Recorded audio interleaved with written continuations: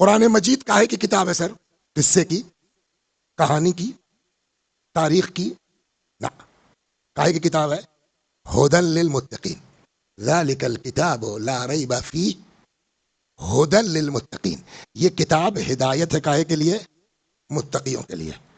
ٹھیک ہے، تو قصے کتنے ہیں بھائی؟ اچھی خاصی تو کہانیاں اور ایک سے ایک قصے ہیں اس میں، لیکن قرآن کو ہم قصے کی کتاب، تو یہ قصے ہیں کیوں؟ اچھا، نبی کتنے ہیں؟ 1,24,000۔ کتنے نبیوں کا ذکر قرآن میں ہے؟ 25 کے آس پاس، ہے نا؟ نبی کتنے؟ 1,00,000، اور ذکر کتنوں کا ہے؟ What's criteria? کوئی اصول ہے، کوئی ضابطہ ہے کہ اس نبی کا ذکر قرآن میں آئے گا، اس نبی کا ذکر قرآن میں نہیں آئے گا؟ چھٹا جائے گا نا۔ سوال یہ ہے کہ کیا کرائٹیریا ہے؟ اگر ہم سے آپ جواب پوچھئے تو ہمارے پاس کوئی اس کا ایتھنٹک جواب نہیں ہے کہ اللہ کے، لیکن ایک چیز قرآن پڑھنے کے بعد، یہ داستانیں پڑھنے کے بعد سمجھ میں آتی ہے، شاید قرآن میں انہی نبیوں کی داستانیں جگہ پانے کے قابل ہوئی ہیں جو کسی نہج سے اہل بیت کے کسی مسئلے کو حل کر رہی ہو یا ان کی فضیلت کا اعلان کر رہی ہو۔ صلوات، میں آپ کو لاتا ہوں، مقصد کیا ہے؟ جناب یوسف، ان کو تو خیر قرآن کہتا ہے جب وہ بڑے ہو گئے، فلما بلغ اشدہ آتیناہ حکما و علما، لیکن بہرحال جناب یوسف بیچارے بچپنے سے جھیلا انہوں نے۔ کیا ہوا ان کے ساتھ؟ جیل گئے۔ کیوں گئے جیل؟ جناب یوسف جیل کیوں گئے؟ تہمت کی، جو غلط تھی نا، جیل چلے گئے، اچھا خاصا دن جیل میں رہے۔ تہمت کس نے لگایا؟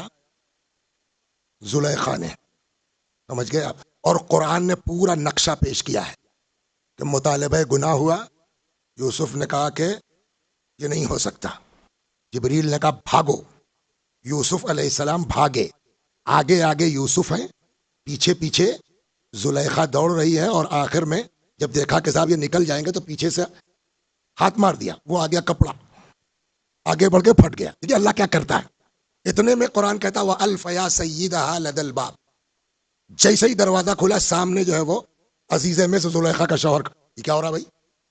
اب کیا بتائیں؟ قبل اس کے کہ جناب یوسف اپنی صفائی دیتے، زلیخا کہنے لگی ما جزاء من اراد باہلک سوءا الا ان یسجن او عذاب علیم، کیا سزا ہو سکتی ہے اس شخص کی جو تیری بیوی کے ساتھ غلط ارادہ کرے، سوائے اس کے کہ اس کو جیل میں ڈال دیا جائے یا سخت عذاب کیا جائے۔ اب یوسف علیہ السلام ہکا بکا، اور الٹا چور کو تو آل کو ڈانٹ رہا۔ تو قرآن نے اتنا ہی نقل کیا کہ حضرت یوسف نے کہا کہ یہ راودتنی عن نفس، ہم سے نہیں کوئی مطلب۔ پھر وہ گواہی کی بات، اس کو نہیں جانا ہے، گواہی کی بات آئی، گواہی گزر گئی، جناب یوسف علیہ السلام کی طہارت کا، پاکی کا اعلان ہو گیا، سب کچھ ہو گیا۔ اپنی عزت بچانے کے لیے بیچاروں کو سب کچھ صاف ہونے کے باوجود جیل میں ڈال دیا گیا۔ جیل سے نکلے، ایک زمانہ وہ آیا کہ زلیخا نے یوسف کو پکارا۔ بعض روایتوں میں ہے کہ اس نے یہ جملہ کہا، حمد ہے اس اللہ کی جس نے اطاعت کی بنیاد پر غلاموں کو بادشاہ بنا دیا اور نافرمانی کی بنیاد پر بادشاہوں کو غلام بنا دیا۔ بہرحال جناب یوسف نے کون سامنے آئی، وہ سب کچھ ہوا، اس تفصیل میں نہیں جائیں گے تو وقت تو تھوڑا۔ آخر میں اللہ نے کہا کہ بھائی یوسف شادی کر لو، میں پلٹا دوں، جوانی وانی پلٹائی، شادی ہو گئی۔ اب دیکھیے آپ ہوا کیا اس 15-20 سال میں۔ ابھی کیا تھا؟ یوسف بھاگ رہے ہیں، زلیخا بولیے دوڑا رہی ہے۔ اب تو شادی ہو گئی نا۔ اب روایات پڑھیے، زلیخا مسلح عبادت پر ہے، یوسف نوکرانی سے کہتے ہیں بھائی دیکھو میڈم کیا کر رہے ہیں ذرا بلاؤ، اور زلیخا ہے کہ وہ یوسف کی جو ہے وہ بلانے پر توجہ ہی نہیں کر رہی۔ یہ اتنا انقلاب کیسے آئے؟ کہا صاحب اس وقت تک جو ہے وہ ہم کو دنیاوی وہ تھا، اب مجھ کو اپنے اللہ سے عشق ہو گیا ہے۔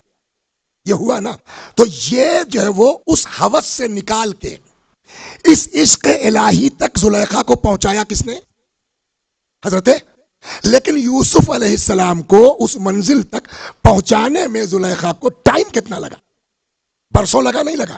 سوال یہ ہے کہ اگر قرآن مجید میں یہ قصہ نہ ہوتا تو دقت کیا تھی؟ بہت سے نبی آئے گزرے نا، 1.25 کے قریب، سب کی داستان ہے، یہ قصہ کیوں خاص کر کے کہ جب یہ قصہ پڑھو گے تو نبی کے کیریکٹر کو سمجھو گے، ان کی عظمت کا اندازہ ہوگا کہ ایک ہوسران خاتون کو اس گڑھے سے نکال کے اللہ کی عبادت تک لائے یوسف، یہ اپنی عظمت تو ہے، لیکن جب یہ پڑھ لو گے تب اماموں کی اہمیت کا اندازہ ہوگا کہ یوسف علیہ السلام کا بڑا کمال تھا، مگر اس کمال کی منزل پر زلیخا کو پہنچانے کے لیے برسوں لگ گئے۔ اور ادھر جب پڑھو گے بغداد کا قید خانہ ہے، امام کاظم علیہ السلام کے سامنے فاحشہ عورت لائی گئی ہے، ابھی آئی ابھی سجدے میں، صلوات، قرآن پڑھیے نا۔